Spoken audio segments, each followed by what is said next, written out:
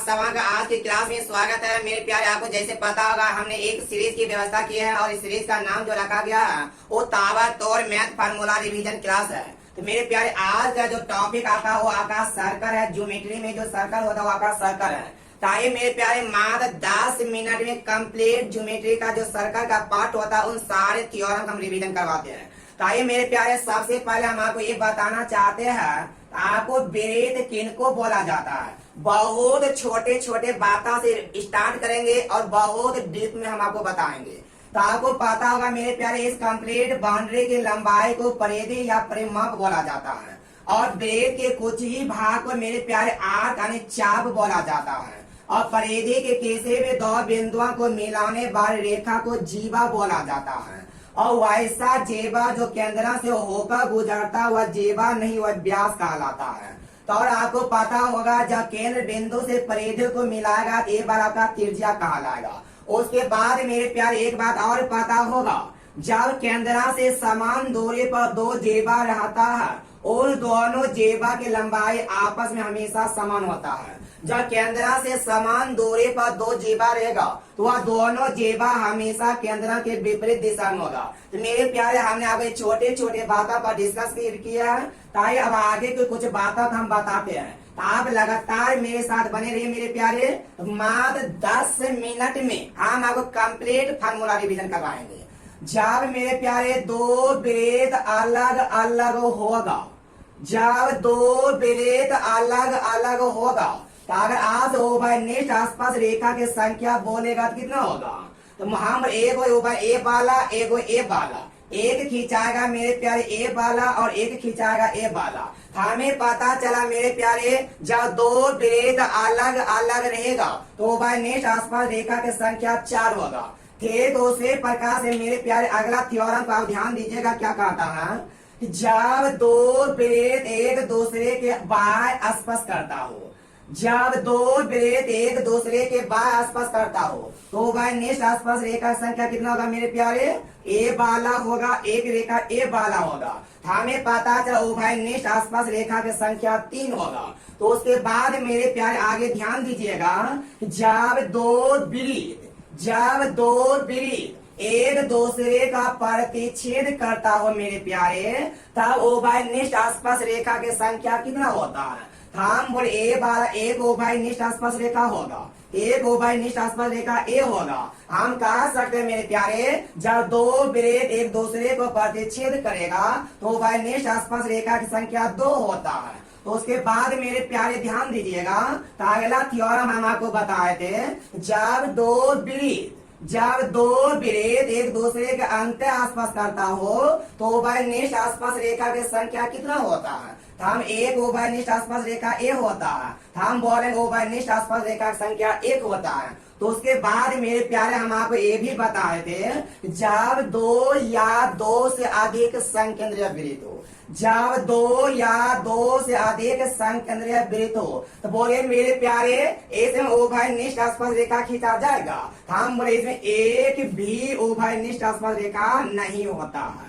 जब 2 या 2 से अधिक संकेंद्रीय वृत्त हो तो ओवरनेट आसपास रेखा की संख्या 1 भी नहीं होगा। उसके बाद मेरे प्यारे अब एक बात और बताए थे, आप ध्यान दीजिएगा, कि जब दो वृत्त एक दूसरे के आसपास करता हो अब हमें ये पता नहीं चला मेरे प्यारे वो अंदर से आसपास किया कि बाहर से आसपास किया, लेकिन क्वेश्चन में बोला है जब दो वृत्त एक दूसरे का आसपास करता है, कहिएगा ये तो बाहर से भी तो आसपास करता है। ध्यान दीजिए मेरे प्यारे, जब दो वृत्त एक दूसरे का आसपास करता हो तो आसपास बिंदु से ओवरनेट आसपास रेखा संख्या, आसपास बिंदु से बोलेंगे ए वाला मेरे प्यारे आसपास बिंदु ए वाला, चाहे वह वृत्त बाहर से हो या अंदर से, तो आसपास बिंदु से ओवरनेट आसपास रेखा की संख्या कितना, तो आसपास बिंदु से ओवरनेट आसपास रेखा की संख्या 1 होता है।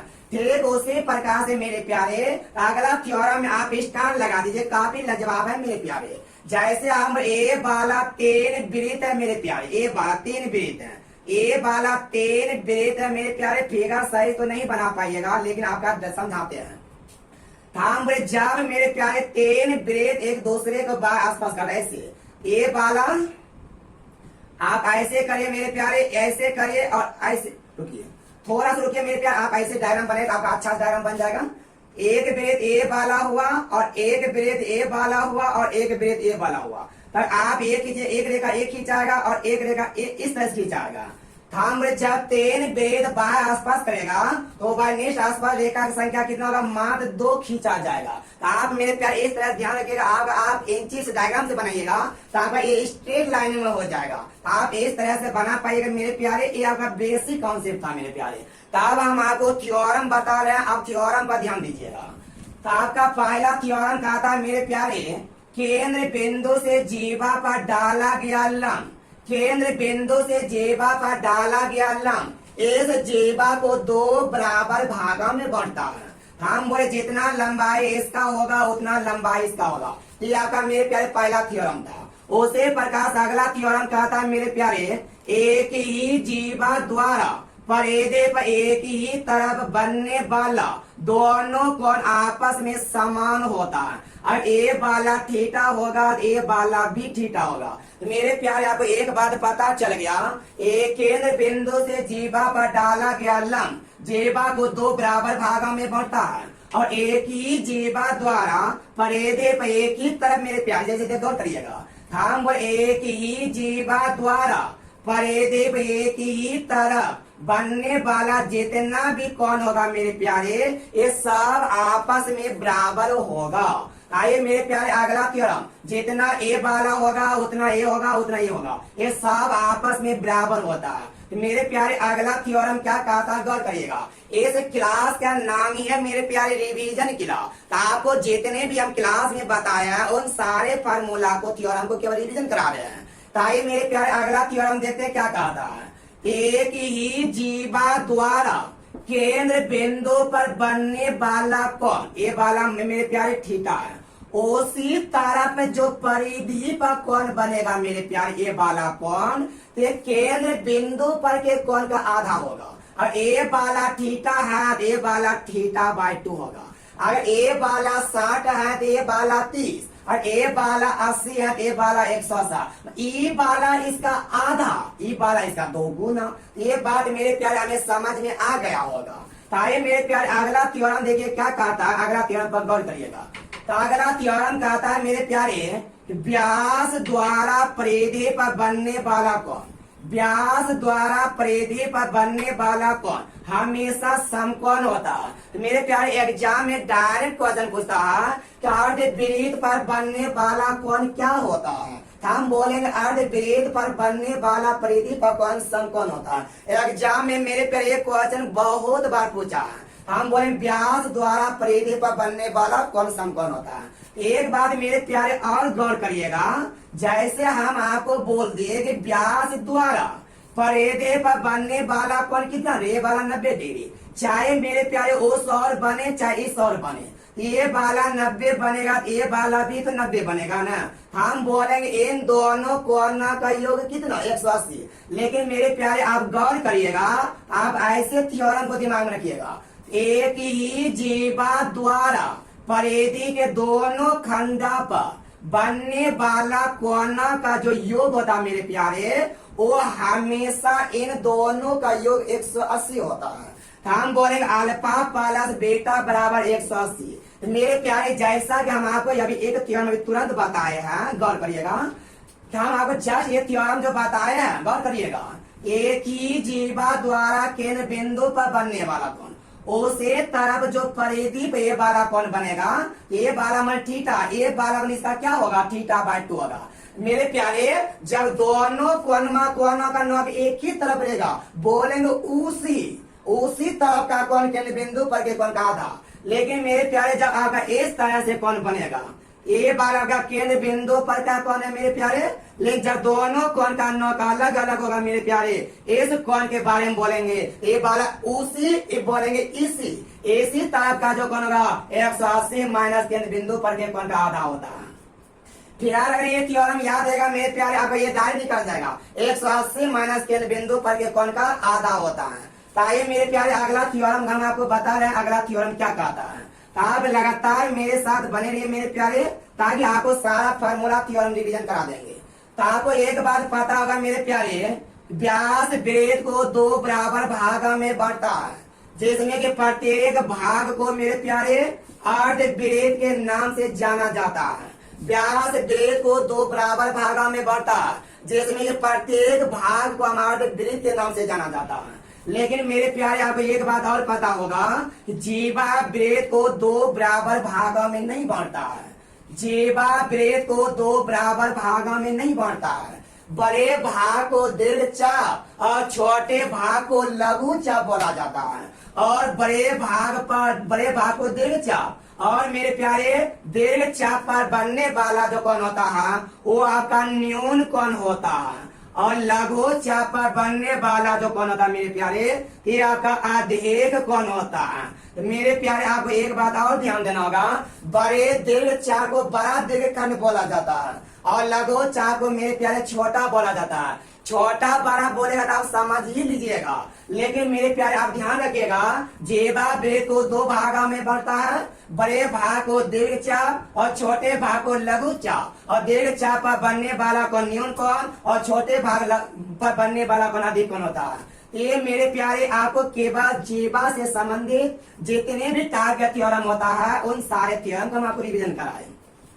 तारे मेरे प्यारे अब अगला टॉपिक हम आपको बता रहे हैं चक्रीय चतुर्भुज, इसी का टॉपिक है। तो आपको चक्रीय चतुर्भुज के बारे में मेरे प्यारे पता होगा, हुआ ऐसा चतुर्भुज जिसका चारों कॉर्नर वृत्त के परिधि पर स्थित हो उसे हम चक्रीय चतुर्भुज कहते हैं। हुआ ऐसा चतुर्भुज जिसका चारों कॉर्नर वृत्त के परिधि पर स्थित हो उसे हम चक्रीय चतुर्भुज कहते हैं। और मेरे प्यारे अब एक बात और मालूम होगा, चक्रीय चतुर्भुज में आमने सामने के कोण का योग 180 डिग्री होता है। जैसे हम ए वाला ए है, बी है, सी है, डी है। आमने सामने का कोण का योग 180, हम बोलेंगे कोण ए वाला कोण से बराबर 180। उसे प्रकार से मेरे इन दोनों का योग 180, हम बोलेंगे कोण बी प्लस कोण डी बराबर 180। तो मेरे प्यारे रिवीजन में इतना बात लिखने की आवश्यकता नहीं है, तो आप डायरेक्ट ऐसे ध्यान रखिएगा चक्रीय चतुर्भुज आमने सामने का योग 180, इन दोनों का योग भी कितना 180। अगला थ्योरम मेरे प्यारे इसमें और एक बात बताए थे, ध्यान दीजिए मेरे प्यारे कि चक्रीय चतुर्भुज में एक भुजा को आगे बढ़ाने पर जो बहिष कोण बनता है मेरे प्यारे, बनने वाला जो बहिष कोण है इस सामने के अंतर कोण के बराबर होता है। चक्रीय चतुर्भुज में एक भुजा का आगे बढ़ाने पे वाला जो बहिष कोण बना मेरे प्यारे, ये बनने वाला बहिष कोण सामने के अंतर कोण के बराबर होता है। तो मेरे प्यारे ये सारा बात आपको पता चल गया होगा। तो आइए मेरे प्यारे एक क्वेश्चन अगला में आप स्टार लगा दीजिए। तो मेरे प्यारे आपको एक बात और पता होना चाहिए कि बारह हम बोले चक्रीय चतुर्भुज वैसा चतुर्भुज जिसका चारों कॉर्नर वृत्त के परिधि पर स्थित हो, इसे तो हम चक्रीय चतुर्भुज बोलते हैं। लेकिन मेरे प्यारे अगला जो बताओ चक्रीय समांतर चतुर्भुज बता रहे हैं। तो आप मेरे प्यारे ध्यान में रखिएगा कि चक्रीय समांतर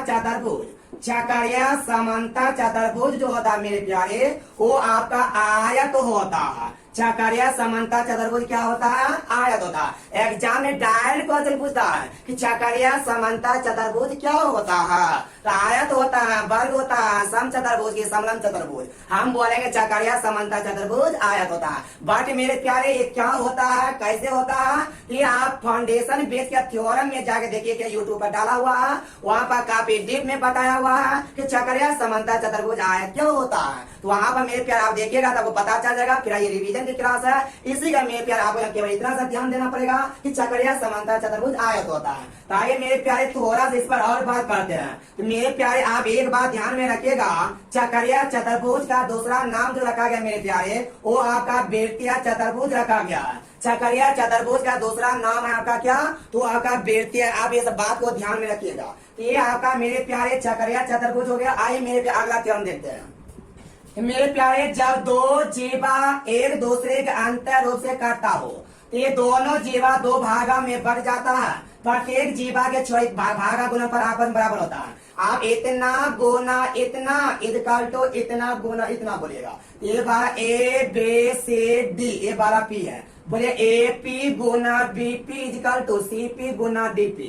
तो आप ध्यान रखें मेरे प्यारे, जब दो जीवा अंतर काटेगा इतना गुना इतना बराबर इतना गुना इतना। लेकिन मेरे प्यारे जब दो जीवा एक दूसरे के बाह्य रूप से मिलेगा, जब दो जेबा एक दूसरे के बाह्य रूप से मिलेगा, होता है जेबा के बड़का गुना छोटका, बड़का गुना छोटका हो जाएगा। हम ए वाला A B C D ए वाला P है, हम बोले AP गुना BP इक्वल टू CP गुना DP। पूरे को बड़का बोलेंगे, बाहरी को छोटका बोलेंगे। आप मेरे प्यार इस तरह से बोल पाइएगा। ताकि मेरे प्यार अगला थ्योरम देखते हैं। जब जेबा और आसपास रेखा एक दूसरे के बाह्य रूप से मिलता हो तो होता है जेबा के बड़का गुना छोटका इक्वल टू टेंजेंट के स्क्वायर। हम ए वाला C है, ए वाला T है, ए वाला A, ए वाला B। हम बोले AT गुना BT इक्वल टू CT के स्क्वायर, बड़का गुना छोटका इक्वल टू टेंजेंट के स्क्वायर। मेरे प्यारे आज के क्लास में इतना सा रहने देते हैं। नेक्स्ट वीडियो में इसी थ्योरम के साथ आपके साथ मिलेंगे। फिर आज के वीडियो में इतना सा, वीडियो को लाइक कीजिए और शेयर कीजिए। और अभी तक मेरे चैनल को सब्सक्राइब नहीं किया, मेरे चैनल को सब्सक्राइब कीजिए। Thank you.